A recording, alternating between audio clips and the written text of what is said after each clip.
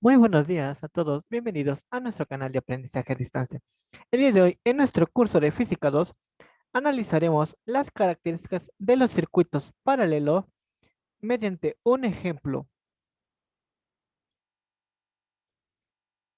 En un circuito paralelo, los elementos se conectan tal y como se muestra en pantalla. Debemos recordar que absolutamente todos los elementos eléctricos poseen una terminal positiva y una terminal negativa. En los circuitos paralelos podemos observar que todas las terminales positivas están conectadas entre sí y todas las terminales negativas están también conectadas entre sí. Debemos tener en cuenta cómo se comporta la corriente, la resistencia total y el voltaje total. La corriente total del circuito ya sabemos que se calcula mediante la ley de Ohm, dividiendo el voltaje total entre la resistencia total. Ahora, ¿cómo obtenemos la resistencia total en un circuito paralelo? La expresión en azul que vemos en pantalla es la que debemos trabajar. Debemos observar que se trabajan recíprocos o inversos y a la suma de estos recíprocos también se le saca su recíproco. Lo veremos a más detalle en el ejemplo. El voltaje en este tipo de circuitos es el mismo para todos los elementos, siempre y cuando estén conectados en paralelo. Podemos observarlo en nuestra imagen. Este voltaje va a ser el mismo de esta resistencia y esta resistencia. Eso se debe a que están conectados entre sí. Es decir, en este tipo de circuitos no se comparte el voltaje en forma proporcional, sino que todos tendrán el mismo voltaje. Por ello podemos ver que en la expresión dice el voltaje total será igual al voltaje del elemento 1 e igual al voltaje del elemento 2 y así hasta llegar hasta n elementos que tenga nuestro circuito. Veamos ahora otro punto importante. Cuando nosotros hablamos de la corriente en un circuito paralelo, debemos considerar la ley de corrientes de Kirchhoff, la cual establece que en cualquier nodo la suma de las corrientes que entran en ese nodo es igual a la suma de las corrientes que salen. Esta es la ley de las corrientes en su expresión más simple. Y lo único que nos dice es que la corriente que entra en un nodo será igual a las corrientes que salen de él o a la corriente. Pero por lo general, en un nodo entra una corriente y salen dos o más corrientes, tal y como lo veremos a continuación. ¿Qué es un nodo? Un nodo es donde se unen dos o más elementos. Aquí podemos ver que tengo un nodo aquí resaltado mediante un punto. En esta parte se une mi fuente de alimentación y una resistencia. Aquí tengo otro nodo. En este nodo veo que se unen tres elementos. Mi fuente de alimentación y mi resistencia 1, así como mi resistencia 2. ¿Qué es lo que nos dice la ley de corrientes? Esta nos dice que esta corriente, que vemos como corriente total, entrará al nodo y se dividirá en dos o más corrientes. Como solamente tenemos dos elementos conectados a ese nodo, únicamente se dividirá en dos corrientes, las cuales identificamos como corriente 1 y como corriente 2. Ahora, ¿qué es lo que sucede? Aquí entró mi corriente total. Se divide en una, dos partes. Ustedes siguen las flechitas y vemos que en este nodo abajo vuelve a entrar mi corriente 1 y la corriente 2 que ya dio la vuelta.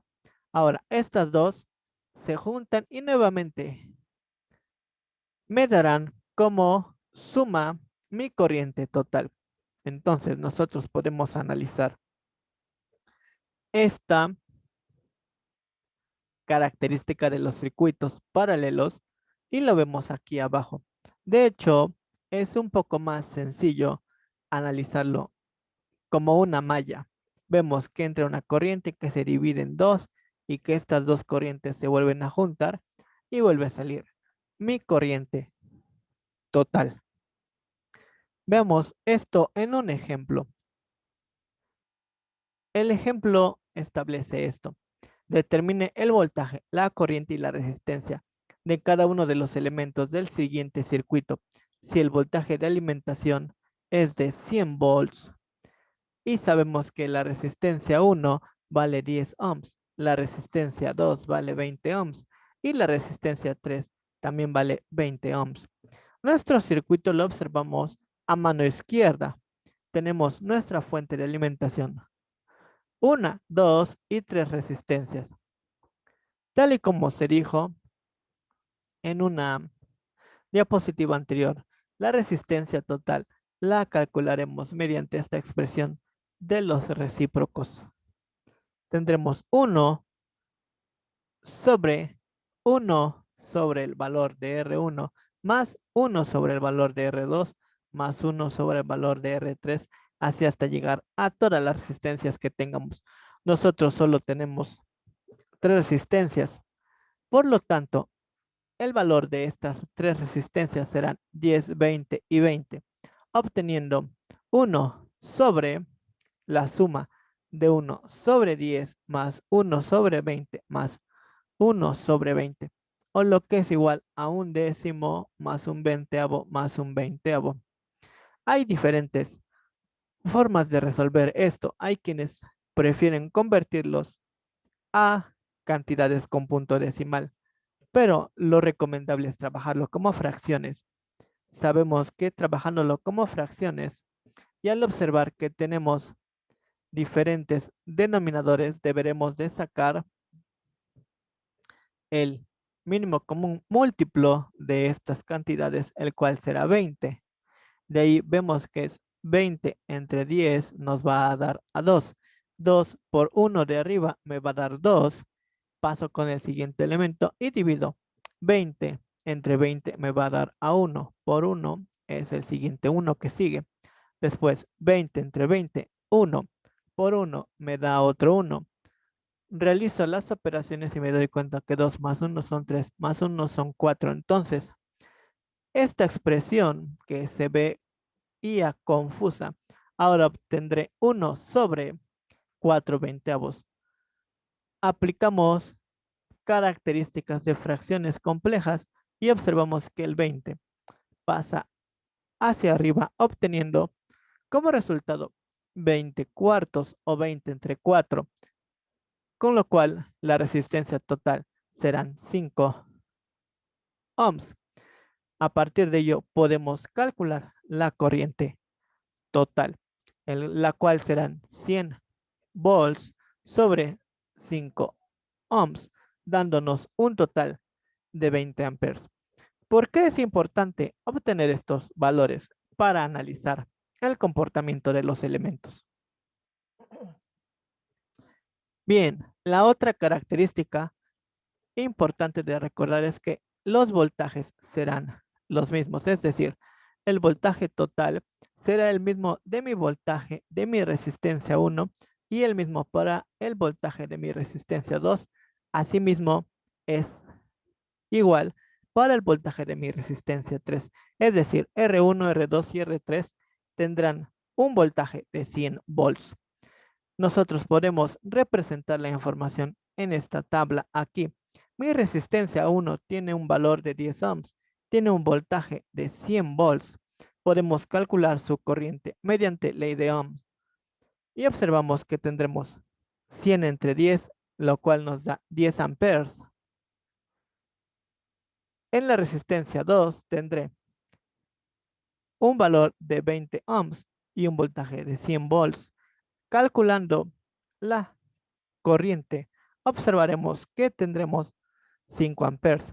Y como mi resistencia 2 y mi resistencia 3 tienen las mismas características en voltaje y en resistencia, veremos que la corriente es la misma. Ahora nos toca analizar la ley de corrientes de Kirchhoff. Observamos en nuestro circuito que esta corriente que estoy señalando es la corriente total y se va a dividir en una corriente de R1 y luego en una corriente que va a entrar al otro nodo que es este. Pero este nodo de aquí se va a dividir nuevamente en dos partes. ¿Por qué? Porque aquí están conectados dos elementos, un elemento y dos elementos. De esta forma tendré mi corriente en resistencia 1, mi corriente en resistencia 2 y mi corriente en resistencia 3. Entonces, vamos a ver. Entran 20, por aquí se van a ir 10 de mi resistencia 1. Ahora, si por aquí se fueron 10, esta resistencia que estoy señalando, esta flechita, la corriente, me dirá que aquí se irán otros 10. Y al llegar a este nodo se van a dividir. ¿Cómo se van a dividir? Pues de acuerdo al análisis, aquí se van 5 y aquí se van 5. Tendré 10 más 5, 15, más 5, 20.